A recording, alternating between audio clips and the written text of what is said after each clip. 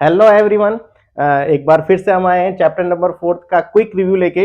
इससे पहले जो हमने वीडियो अपलोड किए वो किए चैप्टर नंबर फर्स्ट की, सेकंड की और थर्ड की। तो इससे पहले जो वीडियो में हमने बताया है कि चैप्टर नंबर फर्स्ट में जो चार्ज रहता है वो रेस्ट पर रहता है। चैप्टर नंबर सेकंड में भी चार्ज रेस्ट पर था, यानी वो इलेक्ट्रोस्टैटिक की बात की थी।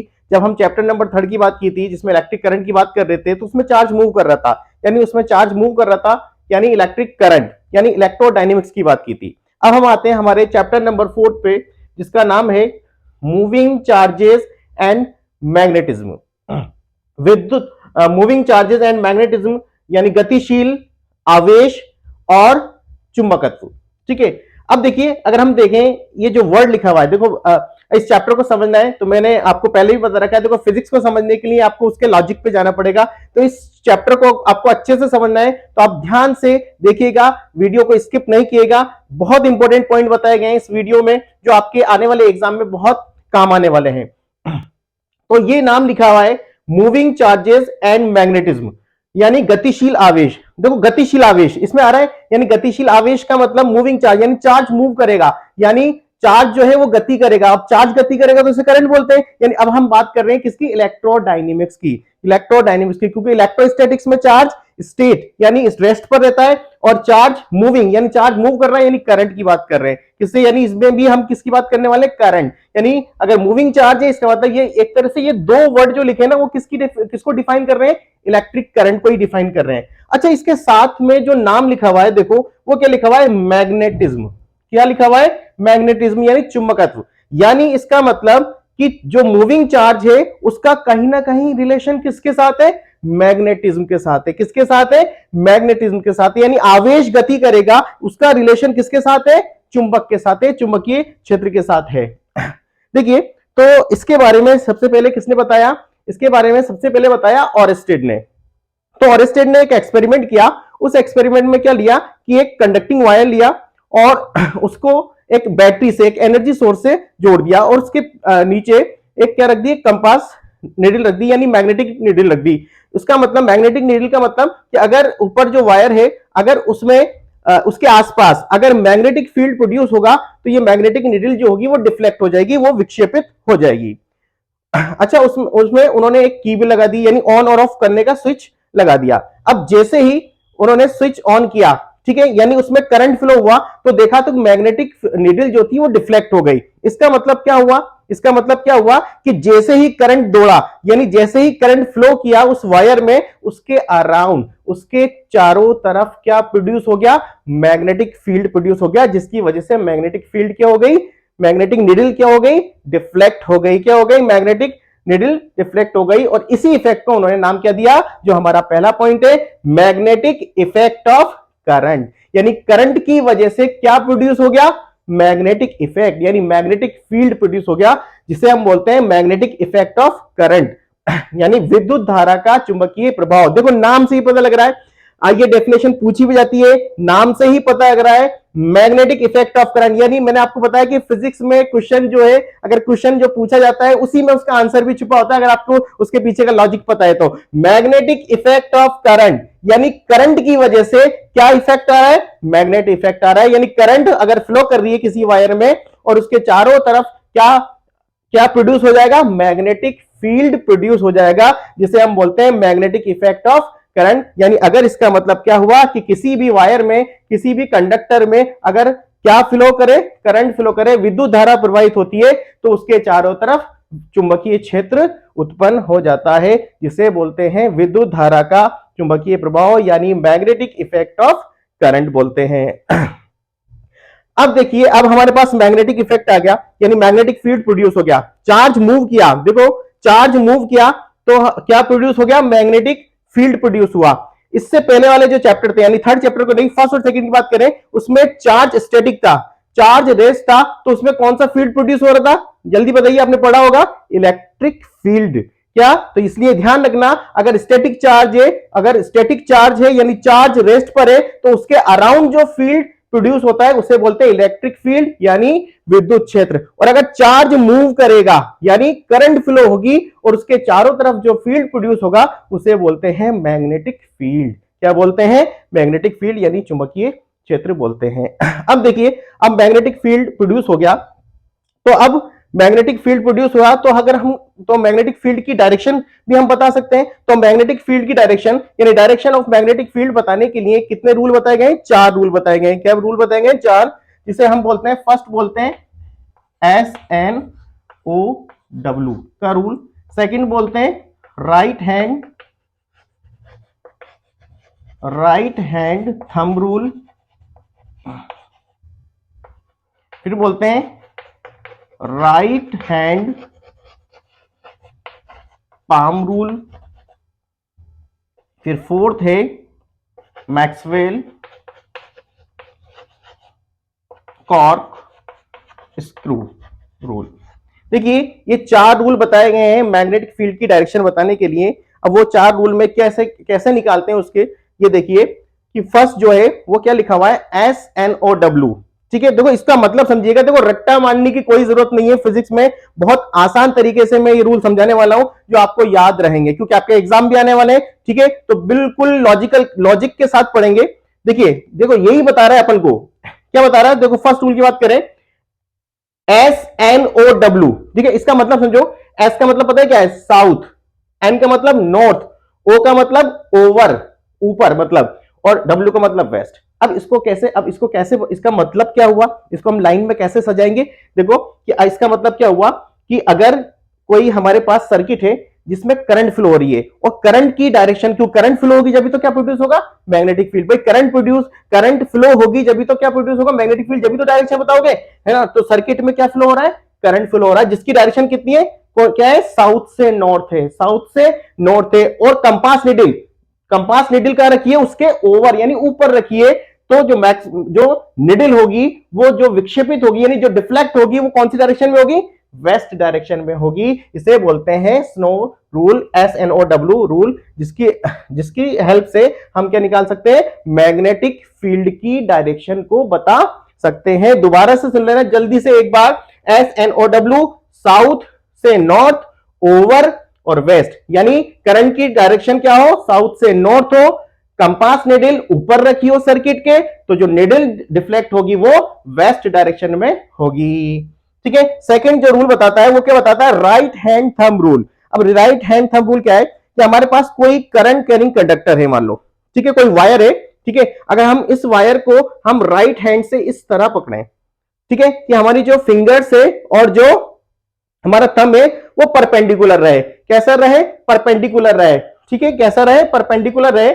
और अगर जो करंट की डायरेक्शन है, क्योंकि करंट डायरेक्शन में पता होनी चाहिए पहले से, अगर करंट की डायरेक्शन थंब की डायरेक्शन है, करंट की डायरेक्शन, ये करंट किस डायरेक्शन में फ्लो हो रही हो? थंब की, अंगूठे की डायरेक्शन में हो रही हो, तो ये जो कर्व फिंगर्स है यानी मुड़ी हुई अंगुलियां हैं, ये किसकी डायरेक्शन को बताएंगी? मैग्नेटिक फील्ड की डायरेक्शन को बताएंगी। किसकी डायरेक्शन को बताएंगी? मुड़ी हुई अंगुलियां, ये करंट की डायरेक्शन को, तो मुड़ी हुई अंगुलियां यानी कर्व फिंगर जो है वो किसको बताएंगी? वो मैग्नेटिक फील्ड की डायरेक्शन को बताएंगी।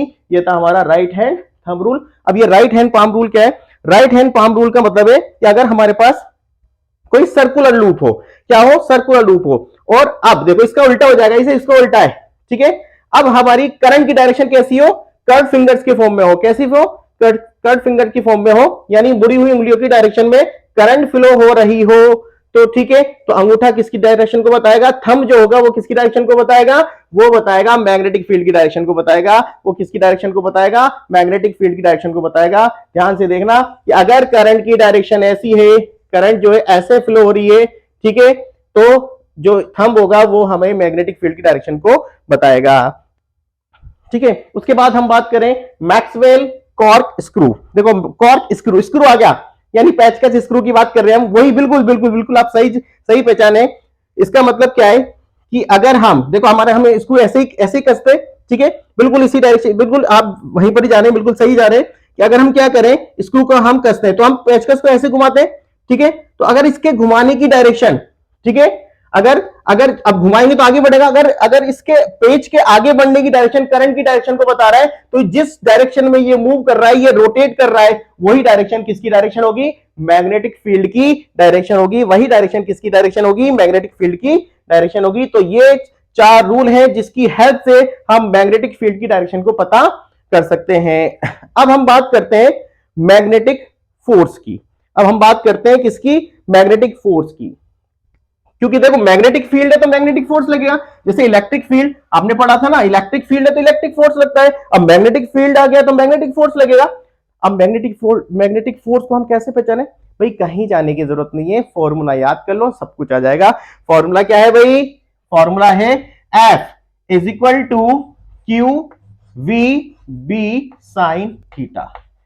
फॉर्मूला याद रख लेना भाई, लेकिन ये ध्यान रखना ये कौन सा बल है, अब चुंबकीय बल है, मैग्नेटिक फोर्स है, कहीं कहीं यहां एम भी लिखा होता है, ठीक है, तो जरूरी नहीं है वैसे, है ना, ठीक है। अब इसको वेक्टर फॉर्म में कैसे लिखते हैं, कई बार ऐसे पूछ लेते हैं, एफ वेक्टर बराबर क्यू, और इसको लिखते हैं वी क्रॉस बी। क्या लिखते हैं, वी क्रॉस बी लिखते हैं, ध्यान रखना इसका वेक्टर फॉर्म ये है। अब देखो, अब मैग्नेटिक फोर्स देखो, इसमें क्यू आ रहा है, वी आ रहा है, बी आ रहा है और साइन थीटा आ रहा है, ठीक है। इसका मतलब पता है क्या है, अब देखो, अच्छा जनरल अगर मैं इलेक्ट्रिक फोर्स की बात करूं तो एफ बराबर आपका सिर्फ क्यू ही होता था, आपको पता है, उसके हिसाब से पता है क्या होना चाहिए था, ये सिर्फ क्या होना चाहिए था, क्यू बी होना चाहिए था, लेकिन यहाँ Q V B sine theta रहा है, क्योंकि चार्ज तो है। अब वी क्यों आ रहा है, क्योंकि भाई चार्ज मूव करेगा, वेलोसिटी होनी चाहिए, मूव का मतलब क्या है, आगे बढ़ेगा, आगे बढ़ने का मतलब वेलोसिटी होगी, उसके बाद वेग होगा जब भी तो जाएगा, और जब जाएगा जब भी तो क्या फ्लो होगी, करंट फ्लो होगी, और करंट फ्लो होगी तो क्या प्रोड्यूस होगा, मैग्नेटिक फील्ड प्रोड्यूस होगा, मैग्नेटिक फील्ड होगा जब भी तो क्या क्या एक्सपीरियंस करेगा, मैग्नेटिक फोर्स एक्सपीरियंस करेगा, क्या फील करेगा, मैग्नेटिक फोर्स एक्सपीरियंस करेगा। तो F is equal to Q V B sine theta, इसलिए आप समझ गए होंगे क्यू वी क्यों आया यहां पर, क्योंकि वो मूव करेगा तभी मैग्नेटिक फील्ड आएगा, इसलिए अगर मूव तभी करेगा यानी वेलोसिटी होगी उसके पास, तो F is equal to Q V B sine theta. इसका मतलब कि अगर हम कोई चार्ज जो है वो किसी मैग्नेटिक फील्ड में रखा है और वो वी वेलोसिटी से मूव कर रहा है, तो वो जो फोर्स फील करता है यानी एक्सपीरियंस करता है, उसे ही हम क्या बोलते हैं, मैग्नेटिक फोर्स कहते हैं। क्या बोलते हैं, मैग्नेटिक फोर्स कहते हैं। अगर आपको इसको और बताना है तो इसका मतलब क्या है कि आपको क्या कर दोगे, थीटा इज इक्वल टू 90, जैसे थीटा 90 करोगे तो इसका मतलब साइन थीटा कितना हो जाएगा 1, यानी एफ मैक्सिमम हो जाएगा, क्या हो जाएगा, एफ मैक्सिमम हो जाएगा, और एफ मैक्सिमम कितना हो जाएगा, क्यू वी बी। यहां से आप मैग्नेटिक फील्ड की भी डेफिनेशन दे सकते हैं, बी की भी डेफिनेशन दे सकते हैं, B is equal to F upon QV, F upon QV. और मैंने आपको बता रखा है कि हम फिजिक्स में डेफिनेशन कैसे देते हैं, Q is equal to 1 coulomb, V is equal to, V क्या है, वेलोसिटी 1 मीटर अपॉन सेकेंड, तो आपका B किसके बराबर हो जाएगा, F मैक्सिमम के बराबर हो जाएगा।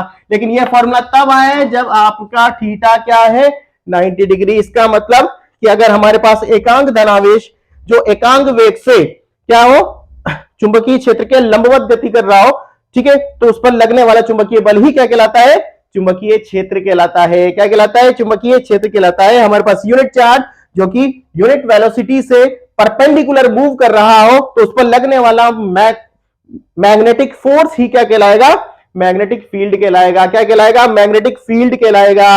अब हम बात करते हैं किसकी, यूनिट की, किसकी यूनिट की, बी की, यानी बी क्या है, बी क्या है, मैग्नेटिक फील्ड, बी को, बी क्या है, मैग्नेटिक फील्ड, चुंबकीय क्षेत्र। तो चुंबकीय क्षेत्र की एसआई यूनिट क्या होती है, एसआई यूनिट क्या होती है भाई, एसआई यूनिट क्या होती है भाई, एसआई यूनिट होती है टेस्ला। एसआई यूनिट क्या होती है, टेस्ला होती है, ठीक है, जिसे हम वेबर अपॉन मीटर स्क्वायर भी लिखते हैं। क्या लिखते हैं भाई, वेबर अपॉन मीटर स्क्वायर भी लिखते हैं, ध्यान रखना, वेबर अपॉन मीटर स्क्वायर भी लिखते हैं इसे। ऐसे ही ये एसआई भी कहते हैं, एमकेएस के दो। सीजीएस यूनिट क्या है, सीजीएस यूनिट क्या है, सीजीएस यूनिट है गाउस, गाउस, ठीक है, इसे हम क्या लिखते हैं, मैक्सवेल। क्या लिखते हैं, एमएक्स भी लिखते हैं, मैक्सवेल अपॉन में सेंटीमीटर स्क्वायर। क्या लिखते हैं, मैक्सवेल अपॉन सेंटीमीटर स्क्वायर लिखते हैं। और टेस्ला और गाउस में 1 टेस्ला इज इक्वल टू 10 की पावर 4 गाउस होता है। बहुत इंपॉर्टेंट है, बहुत इंपॉर्टेंट है, 1 टेस्ला इज इक्वल टू 10 की पावर 4 गाउस होता है। तो ये ध्यान रखिएगा, यूनिट ध्यान रखिएगा, ठीक है। मैग्नेटिक फोर्स की डेफिनेशन रटने की जरूरत नहीं है, फॉर्मूला याद कर लो। मैग्नेटिक फील्ड की डेफिनेशन रटने की जरूरत नहीं है, फॉर्मूला याद कर लो, यूनिट आपको याद रखनी पड़ेगी, ठीक है। अब हम बात करते हैं किसकी, अब आ रहा है हमारे पास बहुत ही इंपॉर्टेंट टॉपिक जो कि काफी बार एग्जाम में पूछा जाता है और पूछा जाएगा, ठीक है, और उसका नाम है बायो सावर्ट लॉ। क्या नाम है, बायो। हाँ, अब हम बात करते हैं हमारे नेक्स्ट टॉपिक की, जिसका नाम है Biot Savart law, Biot Savart का नियम। तो इसमें जो वर्ड लिखा हुआ है बायो सावर्ट, तो आप समझ ही गए होंगे कि ये तो किसका नाम है, साइंटिस्ट का नाम है। अब बायो सावर्ट लॉ क्या होता है, देखो ये one of the most important topic in this chapter, यहां से क्वेश्चन बनता ही बनता है। अब देखिए बायो सावर्ट लॉ होता क्या है, बच्चों को ये परेशानी आती है कि सर हमें याद नहीं होता, हम कैसे याद करें थ्योरी, इतनी बड़ी थ्योरी है इसकी। कहीं जाने की जरूरत नहीं है, आपके पास अगर फॉर्मूला है आपके पास सब है। देखो मेरा लॉजिक बहुत अलग है बताने का, आप फॉर्मूला याद करिए, मेरे तरीके से पढ़िए, आपको फिजिक्स रट्टा मानने की जरूरत नहीं पड़ेगी। देखिए एक बार ध्यान से देखिएगा, बायो सावर्ट लॉ, ठीक है, तो बायो सावर्ट लॉ क्या कहता है, बायो सावर्ट लॉ होता है इसका dB proportional to I dl sine theta upon में आर स्क्वायर, ठीक है, dB proportional to IDL sine theta upon R square, इतना याद कर लो, आपके पास सब आ गया। अब आपको कहीं जाने की जरूरत नहीं है, ध्यान से देखना बस, ठीक है। अब आपको क्या पता होना चाहिए कि dB क्या है, dB क्या है, B क्या होता है मैग्नेटिक फील्ड, dB मतलब एक छोटे अल्पांश की वजह से मैग्नेटिक फील्ड, ठीक है, ये प्रोपोर्शनल का साइन है, I मतलब करंट, dl मतलब उस सेगमेंट की लंबाई जिसकी वजह से आप dB निकाल रहे हैं, साइन थीटा, ठीक है। अब ये साइन थीटा क्या है, साइन थीटा यानी थीटा, ठीक है, थीटा क्या होगा, एंगल होगा बीच में बनने वाला, और आर स्क्वायर क्या होगी, डिस्टेंस होगी। अब देखिए, अब अगर हम बात करें कि ऑरस्टेड ने हमें ये तो बता दिया था कि अगर किसी वायर में से करंट फ्लो होती है तो उसके अराउंड मैग्नेटिक फील्ड प्रोड्यूस हो जाता है, जिसे magnetic field due to current भी बोलते हैं, विद्युत धारा का चुंबकीय प्रभाव कहते हैं। यानी किसी वायर में से करंट फ्लो किया तो उसके चारों तरफ चुंबकीय क्षेत्र उत्पन्न हो जाएगा, लेकिन कितना चुंबकीय क्षेत्र उत्पन्न होगा, उसकी वैल्यू क्या होगी, मैग्नीट्यूड कितना है, उसका मान कितना है, इसके बारे में ऑरस्टेड ने नहीं बताया। तो इसके बारे में जिसने बताया था वो था बायो सावर्ट, ठीक है। तो उन्होंने क्या बताया कि अगर हमारे पास एक करंट है, सॉरी हमारे पास एक वायर है जिसके अंदर क्या फ्लो हो रही है, करंट, भाई करंट फ्लो होगी जब तो क्या प्रोड्यूस होगा, मैग्नेटिक फील्ड, जब तो उसकी वैल्यू निकालोगे। तो एक वायर है, ठीक है, और उसमें करंट फ्लो हो रही है आई, अब करंट फ्लो हो रही है तो उसके अराउंड क्या हो जाएगा, मैग्नेटिक फील्ड जनरेट हो जाएगा। अब यहां पर हम इस वायर पर एक सेगमेंट ले लें, यानी एक अल्पांश लंबाई ले लें, ठीक है। तो पहले हम अल्पांश लंबाई की वजह से निकालते हैं, तो अल्पांश लंबाई की वजह से निकालते हैं, इसलिए क्या लिखते हैं, डीबी लिखते हैं, ठीक है। और जब इसकी पूरी वैल्यू निकालनी होगी, पूरे वायर की वजह से निकालना होगा, तो हम इसका क्या कर देंगे, इंटीग्रेशन कर देंगे, क्या कर देंगे, इंटीग्रेशन कर देंगे। तो हमने एक सेगमेंट ले लिया जिसकी लेंथ कितनी ले ली, डीएल, ठीक है। इसके सेंटर से हमने थीटा एंगल बनाते हुए स्मॉल आर डिस्टेंस पर एक पॉइंट ले लिया P, जहां पर हमें क्या निकालना है, मैग्नेटिक फील्ड निकालना है, जहां पर चुंबकीय क्षेत्र का मान निकालना है, ठीक है। अब देखिए, अब यहीं से सब कुछ है, क्या लिखा हुआ है कि किसी पॉइंट P पर चुंबकीय क्षेत्र का मान यानी dB उस वायर में फ्लो होने वाली करंट के डायरेक्टली प्रोपोर्शनल होता है। सेगमेंट, जो सेगमेंट लिया है उसकी लेंथ के क्या होता है, डायरेक्टली प्रोपोर्शनल होता है। और सेगमेंट और पॉइंट P यानी DL और R के बीच में बनने वाले एंगल की ज्या यानी साइन के, साइन एंगल के डायरेक्टली प्रोपोर्शनल होता है। और पॉइंट से P की जो डिस्टेंस होती है, जिस पॉइंट पे निकालना है उसके बीच की जो डिस्टेंस होती है, उसके स्क्वायर के इनवर्सली प्रोपोर्शनल होता है। यही बायो सावर्ट लॉ है, यही बायो सावर्ट लॉ है। ध्यान से देखना, dB proportional to ideal sine theta upon R square याद कर लो, dB proportional to ideal sine theta upon R square याद कर लो। यानी अब इसको जब हम क्या करेंगे, जब हम इस प्रोपोर्शनल का साइन हटाएंगे तो कांस्टेंट लिखते हैं, तो कांस्टेंट क्या आता है, म्यू नॉट अपॉन 4 पाई। ध्यान रखना यहां पर कांस्टेंट क्या आता है, म्यू नॉट अपॉन 4 पाई आईडीएल साइन थीटा अपॉन में आर स्क्वायर, जहां म्यू नॉट अपॉन 4 पाई कांस्टेंट है, जिसकी वैल्यू क्या होती है 10 की पावर -7, 10 की पावर -7 हेनरी अपॉन मीटर भी लिखते हैं, न्यूटन अपॉन एम्पियर स्क्वायर भी लिखते हैं। 10 की पावर -7 वैल्यू होती है इसकी, म्यू नॉट अपॉन 4 पाई की कांस्टेंट है। जहां म्यू नॉट क्या होता है, चुंबक की पारगम्यता कहते हैं, यानी मैग्नेटिक परमिबिलिटी कहते हैं, magnetic permeability of vacuum. Mu naught, not लिखा हुआ है, जीरो आ रहा है, हम म्यू नॉट, नॉट आते समझ जाया करो, वैक्यूम की बात कर रहे हैं, एयर की बात कर रहे हैं, ठीक है। यहां म्यू नॉट क्या होगी, मैग्नेटिक परमिबिलिटी, चुंबक की पारगम्यता, यानी कितनी मैग्नेटिक फील्ड लाइंस उसमें से होकर गुजर रही है। निर्वात में अगर कोई मैग्नेट रखा हुआ तो उसमें से कितने होकर मैग्नेटिक फील्ड लाइंस पास हो रही है, उसे हम म्यू नॉट कहते हैं। अब देखिए, ये तो बात हुई बायो सावर्ट लॉ की। अब यहां से एक क्वेश्चन जो बनता है वो क्या है कि बायो सावर्ट लॉ का वेक्टर फॉर्म लिखिए, सदिश रूप लिखिए, जिसमें सबसे ज्यादा बच्चे गलती करते हैं। और ध्यान से देखिएगा, बहुत आसान है। ठीक है, क्या करना है, देखो सबसे पहले अगर वेक्टर फॉर्म निकला है, ठीक है, क्योंकि जाहिर सी बात है मैग्नेटिक फील्ड है ना, तो मैग्नेटिक फील्ड वेक्टर क्वांटिटी होती है, तो कैसे लिखेंगे, तो सबसे पहले मैं इसमें ये देखूंगा कि इसमें वेक्टर क्वांटिटी क्या क्या है। तो देखो, एक तो वेक्टर क्वांटिटी ये है, ठीक है, म्यू नॉट अपॉन 4 पाई कांस्टेंट है, इसको हम कुछ भी नहीं करेंगे।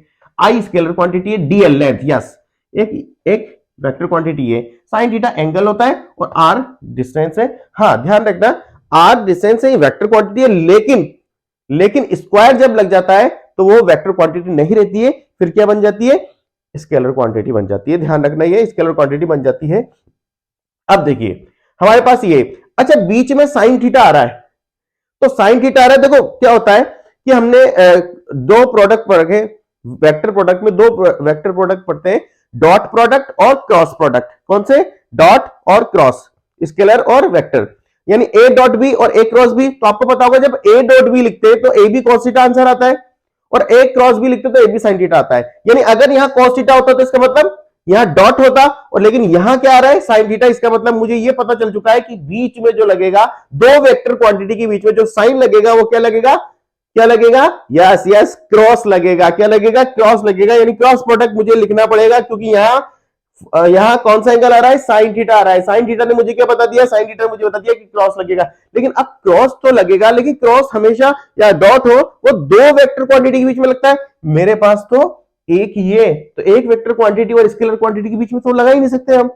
तो मुझे क्या करना पड़ेगा, यहां पर एक क्या लिखना पड़ेगा, यूनिट वेक्टर लिखना पड़ेगा, जो डायरेक्शन को बताता है, यानी आर कैप। क्या लिखना पड़ेगा, आर कैप लिखना पड़ेगा। अब देखो ध्यान से, यूनिट वेक्टर, यूनिट वेक्टर क्या होता है, यूनिट वेक्टर की डेफिनेशन क्या होती है, यूनिट वेक्टर यानी जिसकी मैग्नीट्यूड 1 हो, यूनिट वेक्टर की डेफिनेशन क्या होती है, R vector upon R, R vector upon R. R vector upon R का मतलब क्या हुआ, आर वेक्टर अपॉन आर का मतलब हुआ, यानी एकांक सदिश होता है, सदिश बटा सदिश का परिमाण, सदिश बटा सदिश का परिमाण, यानी वेक्टर अपॉन मैग्नीट्यूड, उसका मैग्नीट्यूड। ठीक है, अब ध्यान से देखना, dB is equal to mu not upon 4 pi I D L sine theta upon R square. अब इसकी जगह मैं क्या लिख दूंगा, R vector upon R, R vector upon are.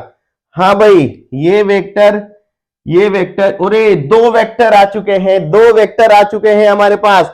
अब इधर दो वेक्टर आ चुके हैं, इसका मतलब मैं बीच में क्या लगा सकता हूं, क्रॉस लगा सकता हूं। तो मैं फाइनल आंसर क्या लिखने वाला हूं अब, डी बी, यस, वेक्टर आएगा mu not upon 4 pi I DL. अब sine theta cross R upon में R square into R, R cube. बहुत ही इंपॉर्टेंट है भैया, बहुत ही इंपॉर्टेंट है, ध्यान से देखना, बच्चे गलती करते हैं। ठीक है, इसमें इंपॉर्टेंट बात यह है कि भाई जनरल फॉर्मूले में नीचे आर स्क्वायर आता है, लेकिन वेक्टर फॉर्म में आर क्यूब आता है, इसलिए ये क्वेश्चन पूछा जाता है। इसमें छोटी सी ट्रिक है, इसकी वजह से ये क्वेश्चन पूछा जाता है, और बहुत ही आसान तरीके से मैंने इसको लॉजिक के साथ आपको बता दिया है। इसको अच्छे से पढ़ लेना बस। ठीक है, देखिए अब हम बात करते एक इंपॉर्टेंट लॉ की, जिसे बोलते हैं एम्पियर्स लॉ। क्या है, एम्पियर्स लॉ। ठीक है, ये भी साइंटिस्ट का नाम है, एम्पियर्स लॉ। अब एम्पियर्स लॉ होता क्या है भाई, एम्पियर्स लॉ है क्या, कहीं कुछ जानने की जरूरत नहीं है, हमारे पास क्या है, फॉर्मूला है। क्या है, integration B dot D L is equal to mu not summation I, integration B dot is equal to mu not summation I. भैया फिजिक्स में फॉर्मूला याद कर लो, बस बस हो गया। ठीक है, integration B dot D L is equal to mu not summation I. अब इसकी थ्योरी क्या होगी, कुछ नहीं, देखो क्या होता है, देखो बहुत सिंपल तरीके से बता रहा हूं, पहले हिंदी बता रहा हूं कि चुंबकीय क्षेत्र का किसी बंद पृष्ठ के लिए, क्यों क्लॉज आ रहा है, क्लॉज इंटीग्रल है किसी, क्योंकि क्लॉज इंटीग्रल है, यानी किसी बंद पथ के लिए चुंबकीय क्षेत्र का कौन सा समाकलन, रेखा समाकलन। कौन सा समाकलन, डीएल आ रहा है, डीएल मतलब लाइन इंटीग्रल, चुंबकीय क्षेत्र का रेखा समाकलन, उस बंद पृष्ठ से बहने वाली सभी धाराओं के बीजगणित योग और म्यू नॉट के गुणनफल के, क्योंकि दोनों का मल्टीप्लाई हो रहा है, के क्या होता है, काय का साइन है, यस यस, बराबर होता है, बराबर होता है। देखिए, line integral of magnetic field is equal to the total current passing and mu not multiply, ठीक है, that is equal to integration v dot dl, इसे हम बोलते हैं integration v dot dl is equal to mu not summation I, ठीक है, यही Ampere's law है। देखो इंटीग्रल हम तीन टाइप के पढ़ते हैं, लाइन इंटीग्रल होता है, सरफेस इंटीग्रल होता है और वॉल्यूम इंटीग्रल होता है। यहाँ dl लिखा हुआ है, इसका मतलब लाइन इंटीग्रल है। क्या है? लाइन इंटीग्रल है, ठीक है, यानी integration v dot dl is equal to mu not summation I, किसी बंद पृष्ठ से चुंबकीय क्षेत्र का रेखा समाकलन उस बंद पथ में बहने वाली सभी धाराओं के बीच गणितीय योग और म्यू नॉट के गुणनफल के बराबर होता है। यही एम्पियर्स लॉ है, यही एम्पियर्स लॉ है। बहुत सिंपल तरीके से बता दिया, याद कर लेना, रट्टा मारने की जरूरत नहीं है। अब हम बात करते हैं जल्दी से सोलेनॉइड की, ठीक है। सोलेनॉइड होता क्या है? देखो सोलेनॉइड होता क्या है? परिनालिका। क्या बोलते हैं? परिनालिका बोलते हैं। परिनालिका जैसे नलिका होती है ना, देखो परिनालिका, नलिका देखो कैसे याद करते हैं जैसे कि एक खोखली बेलनाकार नलिका, एक खोखली बेलनाकार नलिका जिस पर लंबाई के अनुदेश, ये लंबाई है इसके सहारे अगर हम क्या करते हैं, वाउंड कर दे कॉपर के वायर, तांबे के विद्युत तांबे के तार लपेट दे, तो ये जो व्यवस्था बनती है, ये जो सर्किट बनता है, इसे ही हम क्या बोलते हैं? सोलेनॉइड बोलते हैं। क्या बोलते हैं? सोलेनॉइड बोलते हैं, परिनालिका बोलते हैं। क्या बोलते हैं? परिनालिका बोलते हैं। अच्छा, सोलेनॉइड में जो मैग्नेटिक फील्ड प्रोड्यूस होता है उसकी जो वैल्यू आती है, इसका फॉर्मूला जो है, फॉर्मूला याद कर लेना, B is equal to mu not N I, B is equal to mu not N I, जहां small N capital N upon L होता है प्रति एकांक लंबाई में फेरों की संख्या है। स्मॉल n क्या है? पर यूनिट लेंथ में कितने फेरे हैं, उसे हम स्मॉल n से लिखते हैं। प्रति एकांक लंबाई में फेरों की संख्या है, ध्यान रखना। और सोलेनॉइड का यूज हम किस लिए करते हैं? यूनिफॉर्म मैग्नेटिक फील्ड जनरेट करने के लिए करते हैं। एक समान चुंबकीय क्षेत्र या समचुंबकीय क्षेत्र उत्पन्न करने के लिए करते हैं, यूनिफॉर्म मैग्नेटिक फील्ड प्रोड्यूस करने के लिए करते हैं। बात करते हैं टॉरॉइड। टॉरॉइड क्या होता है कि अगर हम क्या करें, जो हमारे पास सोलेनॉइड था परिनालिका, इसके जो दोनों एंड्स रहे, ठीक है, उसको अगर हम मोड़ दें और दोनों पॉइंट को मिला दें, यानी सर्कुलर पाथ में कर दें, ठीक है, सर्कुलर पाथ में कर दें, तो या फिर हम कहें कि अगर हमारे पास कोई सर्कुलर डिस्क है, उस पर हम उसकी परिधि के अनुदेश, ठीक है, तांबे के तार लपेट दे, तो ये व्यवस्था क्या कहलाएगी? टॉरॉइड कहलाएगी। क्या कहलाएगी? टॉरॉइड कहलाएगी। और टॉरॉइड का फॉर्मूला भी क्या है? टॉरॉइड का भी फॉर्मूला सेम है, इसमें mu not N I, B is equal to mu not N I, लेकिन यहां स्मॉल एन क्या होता है? Capital N upon 2 pi R. ध्यान रखना, यहां सोलेनॉइड है, लेंथ होती है, ये सर्कुलर फॉर्म में होता है टॉरॉइड, इसलिए इसकी लेंथ क्या होती है? परिधि होती है, इसलिए n अपॉन 2 पाई लिखते हैं। दोनों का फॉर्मूला सेम है यहां स्मॉल n बस अलग अलग होते हैं। और दोनों का यूज, टॉरॉइड का यूज भी हम किस में करते हैं? एक समान चुंबकीय क्षेत्र या समचुंबकीय क्षेत्र या यूनिफॉर्म मैग्नेटिक फील्ड प्रोड्यूस करने के लिए करते हैं। दोनों की डेफिनेशन बहुत इंपॉर्टेंट है। तो हमने इस चैप्टर का जो इंपॉर्टेंट पार्ट से इंपॉर्टेंट टॉपिक है वो हमने आपके सामने डिस्कस किए हैं। बड़े ही इंपॉर्टेंट है, आपके एग्जाम के लिए बहुत काम आने वाले हैं। तो इसलिए इस वीडियो को बहुत आराम से, बहुत तरीके के साथ देखिएगा और आपके एग्जाम में आप बेस्ट करें, यही हमारी विशेष है। Thank you.